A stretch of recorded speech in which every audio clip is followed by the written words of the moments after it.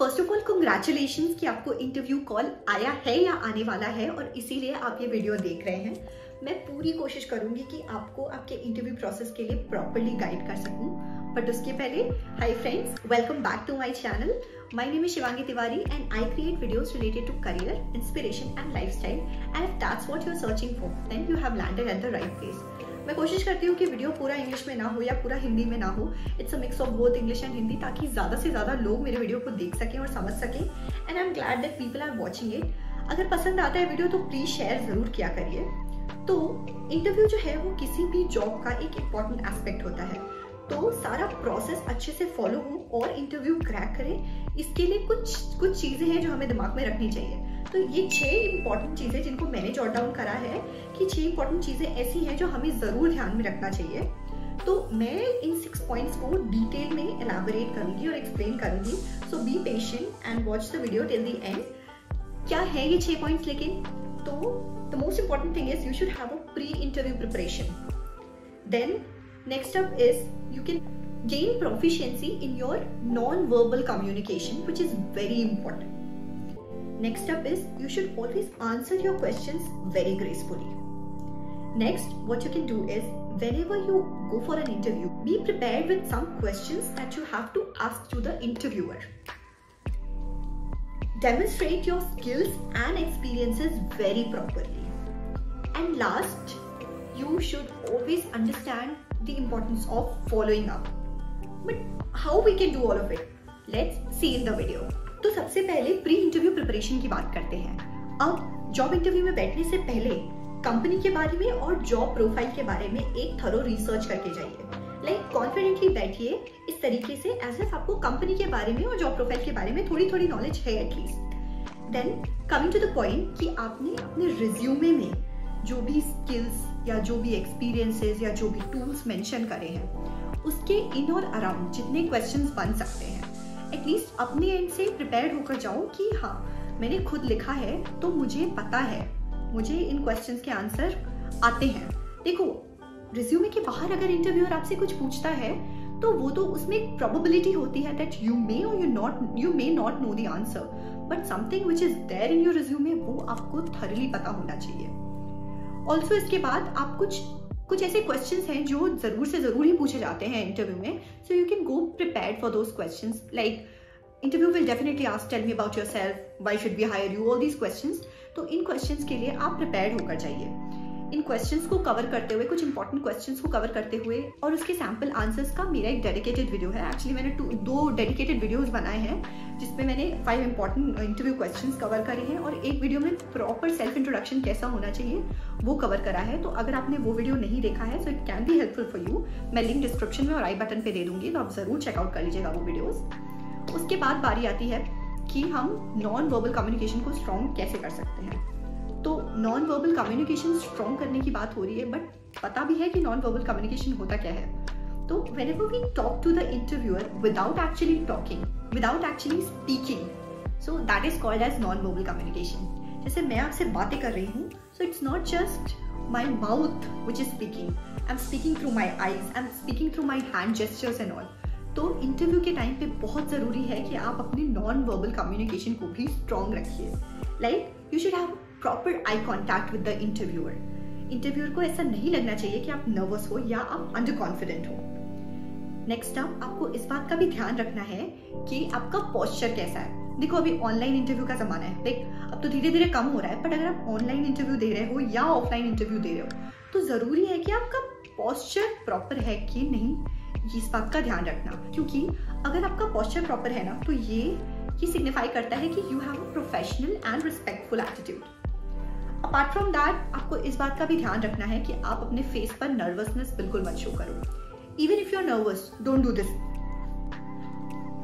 Never do this, क्योंकि इससे एक बहुत रॉन्ग इंप्रेशन जाता है and it clearly shows that you are nervous. तो देखो, डरते हम सब हैं, नर्वस हम सब होते हैं, सबको वो फियर होता है कि नेक्स्ट क्वेश्चन कैसा होगा, पता नहीं सिलेक्शन होगा कि नहीं होगा। कुछ टाइम के लिए ये सारी चीजें दिमाग से बाहर निकाल दो, बी काम, डोंट वरी कि रिजल्ट क्या होगा, बट अपना 100% दो। और अगर डर रहे भी हो तो उसको शो करने की बिल्कुल जरूरत नहीं है। स्टैंड लाइक अ लायन, मतलब कोई डर नहीं है मुझे, show that on your face. अब नॉन वर्बल कम्युनिकेशन के बाद बारी आती है that how can you answer your questions gracefully. तो देखो, अच्छा स्पीकर होने के लिए बहुत जरूरी है कि आप एक अच्छे लिसनर बनो, यानी always listen to the question of the interviewer very properly, कि इंटरव्यूअर क्या क्वेश्चन पूछना चाह रहा है, पहले शांति से ध्यान से सुनो and then only answer the question. और उसके बाद जब भी आप आंसर कर रहे हो, so always try using some examples, अपने आंसर को एग्जाम्पल से कनेक्ट करो जिससे कि आंसर देना थोड़ा आसान हो, सामने वाले को समझना आसान हो, और इंटरव्यूअर उससे ये भी अंदाजा लगा सकता है कि आपका क्वेश्चन को लेके कॉन्सेप्ट एकदम क्लियर है। अब कई बार ऐसा होता है कि इंटरव्यूअर हमसे क्वेश्चन पूछता है, आवाज प्रॉपर नहीं आती है, या क्वेश्चन हमें प्रॉपरली समझ में नहीं आता है, या हमने कभी सुना हुआ नहीं होता है, तो ऐसे टाइम पर कोशिश करो कि गलत आंसर मत दो। Try to ask the question again to the interviewer in a subtle way, मतलब बिना झिझक के दोबारा क्वेश्चन पूछो, क्वेश्चन को समझो एंड उसके बाद आंसर करो। नेवर अज्यूम कि शायद ये क्वेश्चन पूछा होगा इसलिए मैं ये आंसर दे देता हूँ। Never do that. Now, apart from giving the answers gracefully, how can you incorporate or demonstrate your skills and experiences with your answer? So, ऐसे केसेस में जब भी आपको अपनी स्किल्स के बारे में मेंशन करना हो या एक्सपीरियंसेस के बारे में मेंशन करना हो, तो अपने आंसर में somehow आप अपनी स्किल्स और एक्सपीरियंसेस को थ्रू सम एग्जांपल्स एक्सप्लेन कर सकते हैं। इसके अलावा जब भी आप अपने इंटरव्यूअर से बात कर रहे हो, ऐसे टाइम पर कोशिश करो कि आप अपनी स्किल्स और एक्सपीरियंसेस को ऐसे इलैबोरेट करो जैसे ये लगे कि आपकी स्किल्स किसी तरीके से कंपनी के बेनिफिट में काम आ सकती है, that you are aligning your skills to the benefit of the company. And then most of the times when you talk about our accomplishments and achievements, वो थोड़ा ऐसा लगता है दैट इट्स कुक्ड अप, मतलब रियल नहीं लगता। तो उसको रियल लगाने के लिए क्या करना चाहिए? whenever you talk about your accomplishments and achievements, always try to give some evidences in the form of data or matrix so that ज़्यादा रियल लगे और ऐसा लगे कि आप सही बोल रहे हो। Now coming to the point कि जब इंटरव्यू बोलता है कि do you have any questions for me, ऐसे टाइम पर हमें क्या करना चाहिए, हमें कैसे जवाब देना चाहिए, what are the ways that you can answer these questions and what questions you should actually ask. So first of all, always be prepared कि आपको क्वेश्चन पूछे जाएंगे and you have to answer them. तो इसके लिए आप क्या कर सकते हो कि पहले से ही कुछ थॉटफुल क्वेश्चंस की लिस्ट बनाकर जाओ जिससे आप प्रिपेयर्ड रहो कि आपको ये क्वेश्चंस पूछने हैं। इसके अलावा क्वेश्चंस ऐसे होने चाहिए कि इंटरव्यूअर को लगे कि आप इस कंपनी में और इस जॉब प्रोफाइल में बहुत ज्यादा इंटरेस्टेड हो, इसलिए आप out of curiosity he questions पूछ रहे हो। और हाँ, इस चीज का भी जरूर ध्यान रखना कि ऐसे क्वेश्चंस मत पूछना जो गूगल पे इजीली सर्च करने पे मिल जाए, कि कंपनी का फाउंडर कौन है, कंपनी का रेवेन्यू कितना है, ये सारी चीजें तो आप इजीली गूगल पर सर्च कर सकते हो। तो जब भी इंटरव्यूअर से क्वेश्चन पूछना हो तो कुछ थॉटफुल क्वेश्चंस की ही लिस्ट प्रिपेयर करना जिससे आप पूछ सकते हो। वैसे मैंने एक शॉर्ट वीडियो इस पर बनाया है, तो if you get time you can check out that. उसमें मैंने 5 क्वेश्चंस बताए हैं जो कि आप इंटरव्यूअर से पूछ सकते हो। अब आखिर में आती है फॉलो अप करने की बात। तो अक्सर इंटरव्यू देने के बाद हम इस भरोसे बैठे रह जाते हैं कि हमें कुछ ना कुछ फॉलो अप मेल तो आएगा ही या कुछ ना कुछ रिस्पॉन्स तो आएगा ही, बट तब तक हम इम्पेशेंट होते रहते हैं। सो फॉलो अप करना एक बहुत स्ट्रेटेजिक और बहुत सही तरीका इंटरव्यू का रिजल्ट जानने का। मतलब आप डायरेक्टली नहीं पूछोगे कि आप सेलेक्ट हुए हो कि नहीं हुए हो, but you are constantly in touch so that जैसे ही डिसीजन आता है it comes to you directly. What you can do in these cases is, सबसे पहले जब भी आपका इंटरव्यू हो जाए, so try कि within 24 hours आप इंटरव्यूअर को एक मेल भेजो जिसमें आप उन्हें थैंक यू ग्रीट करो। पहले तो thank you for such smooth interview process, the interview was really great, it was great interacting with you.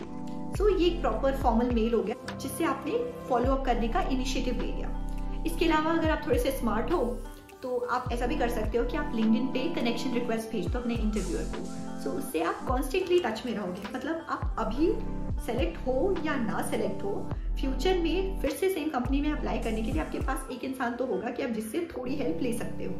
एक बात का और ध्यान रखना कि जब भी आप मेल लिखो तो स्मार्टली मेल को इस तरीके से फ्रेम आउट करो that it should show your interest towards the company and towards the job profile for which you are applying.